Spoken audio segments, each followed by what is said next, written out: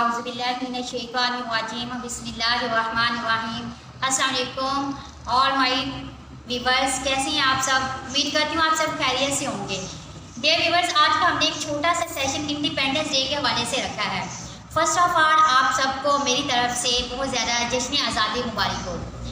सबसे पहले तो आपको एक छोटा सा ब्रीफली जो है एक समरी आपको देती चलूँ कि पाकिस्तान कैसे बना था। पाकिस्तान एक्चुअली 14 अगस्त 1947 को बना था। ये हमें ऐसे ही नहीं मिल गया पाकिस्तान। यहाँ पर बहुत सी माओं ने अपने बेटे कुर्बान किए हैं, बहुत सी बहनों ने अपने भाई कुर्बान किए हैं और बहुत सी बीवियों ने अपने शोहर कुर्बान किए हैं। देन जाकर ये एक प्यारा सा वतन पाकिस्तान हमें हासिल हुआ है। कायदे आज़म हमारे जो अजीम लीडर थे, उन्होंने यहाँ पर बहुत अनथक मेहनत की। All India Pakistan, all India बरसगीर के जितने भी मुसलमान थे उन सब लोगों ने मिलकर मेहनत की पाकिस्तान बनाने के लिए। तो हम सबको भी चाहिए